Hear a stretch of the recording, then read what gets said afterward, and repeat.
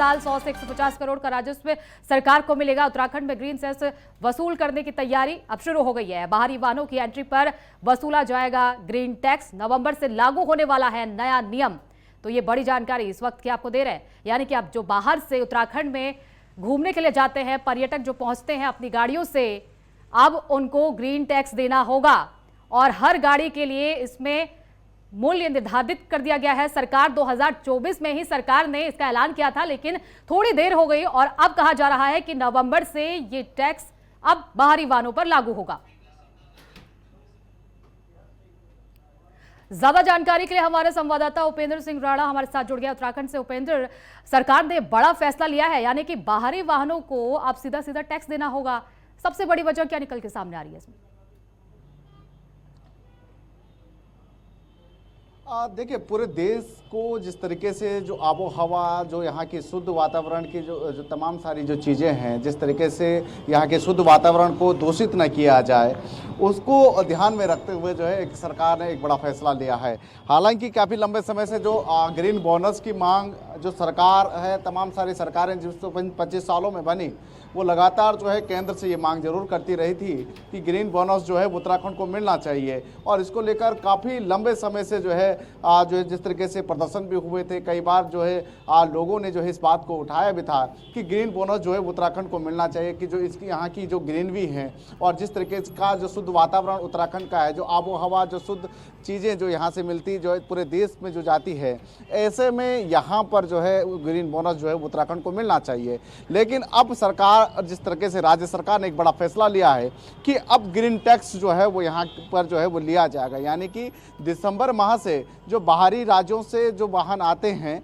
उनसे green tax जो है वो लिया जाएगा। इससे पहले जो है ग्रीन टैक्स नहीं लिया जाता था और ऐसे में अब ग्रीन टैक्स से जो बाहरी राज्यों के जो वाहन हैं उनके जेबों पर जो है वो इसका असर जो है वो देखने को मिल सकता है। हालांकि अभी जो सरकार ने जो रेट तय किए हैं, यानी कि जो छोटे वाहन हैं उनको 80 रुपये जो है वो देने होंगे, उसके साथ ही जो बड़े वाहन हैं उनको 250 रुपये जो है वो देने होंगे, और उसके साथ जो भारी बड़े वाहन हैं, यानी कि जो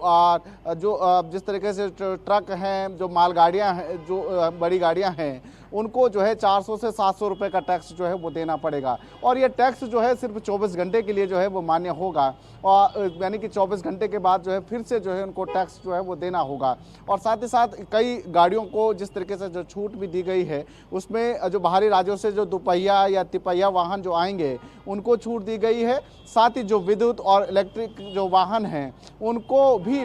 इसमें पूरी तरीके से छूट दी गई है। साथ ही साथ एम्बुलेंस हो या सरकारी गाड़ियां हो, केंद्र और राज्य सरकार के जो कैबिनेट मंत्री हैं उनको इसमें छूट दी गई है। साथ ही जो कृषक हैं, जो ट्रैक्टर ट्रॉली हैं, उनको इस टैक्स से जो है वो उनमें छूट जो है वो दी गई है। तो यानी कि ये कह सकते हैं कि सिर्फ बाहरी राज्यों से जो गाड़ियां यहाँ पर आएगी उनको जो है ये टैक्स जो है वो देना पड़ेगा। इसको लेकर जिस तरीके से एक राज्य सरकार ने पूरी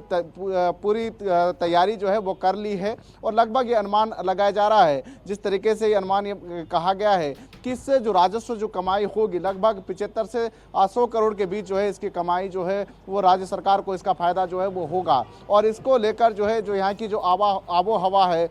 जो यहाँ के जो वातावरण को जो है वो ठीक किया जाएगा। साथ ही साथ यातायात प्रबंधन को ठीक करने को लेकर जो है इस टैक्स से जो है यहाँ पर उस पैसे से जो है यहाँ पर ठीक किया जाएगा। क्योंकि जिस तरीके से जो पॉल्यूशन बोर्ड का, जो उत्तराखंड पॉल्यूशन बोर्ड है, उनका ये मानना है कि यहाँ पर सबसे ज़्यादा जिस तरीके से अगर पॉल्यूशन होता है तो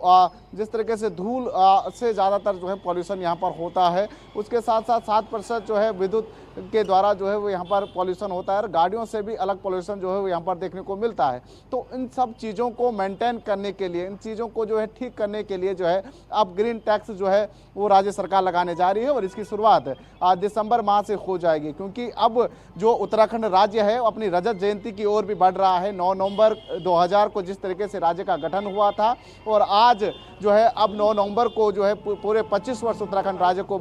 पूरे जो है वो हो जाएंगे। ऐसे में नए तरीके से जो है राज्य किस तरीके से जो है आगे काम करेगा, किस तरीके की भूमिका राज्य की आगे की रहेगी और राज्य के विकास के लिए क्या कुछ कड़े कदम जो है उठाए जाएंगे, उस ओर जो है सरकार जो है वो आगे काम कर रही है कि रजत जयंती के इस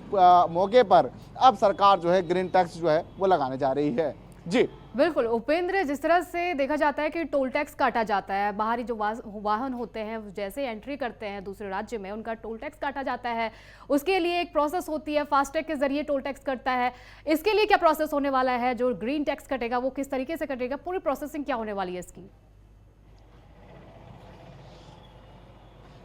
देखिए, परिवहन विभाग की ओर से इसको लेकर पूरी तैयारी जो है वो की जा रही है कि यानी कि जैसे ही बाहरी राज्यों से जब गाड़ी एंट्री करेगी तो यानी कि जो एमपीआर कैमरे जो लगाए गए हैं उन एमपीआर कैमरों की मदद से जो है ये टैक्स जो है वसूला जाएगा। साथ ही जो फास्टैग है उससे भी जो है ग्रीन टैक्स जो है वो वसूला जाएगा। तो उसको लेकर भी पूरी तैयारी जो है वो की जा रही है। अब ये देखना होगा कि क्या ये टोल टैक्स के साथ ही इसको जो है वो लगाया जाएगा, क्या उसी समय जो है इसका टैक्स काटा जाएगा, या फिर बॉर्डर्स एरिया पर यानी कि जो बॉर्डर एरिया हैं उत्तराखंड के उन जगहों पर जो है अलग से एक व्यवस्था जो है वो परिवहन विभाग की ओर से की जाएगी कि जैसे ही एंट्री जो है बाहरी राज्यों से जो वाहन आते हैं या बाहरी नंबरों के जो वाहन होंगे उनकी एंट्री जैसे ही उत्तराखंड में होगी वहाँ पर जो है वो टैक्स जो है वो लिया जाएगा। तो यानी कि उसको लेकर क्या अलग से व्यवस्था जो है अब परिवहन विभाग की ओर से किया जाएगा, या फिर जो है जिस तरीके से जो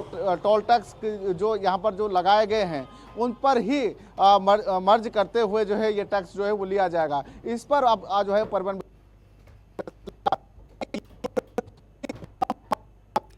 बिल्कुल उपेंद्र, जिस तरह से उत्तराखंड अपने प्राकृतिक सौंदर्य के लिए जाना जाता है और प्रदूषण लगातार जिस तरह से बढ़ रहा है उसको देखते हुए सरकार ने जो कदम उठाया है वो बेहतरीन और आने वाले समय में इसका अच्छा रिजल्ट भी देखने को मिलेगा। बहुत बहुत शुक्रिया आपका इन तमाम जानकारी के लिए।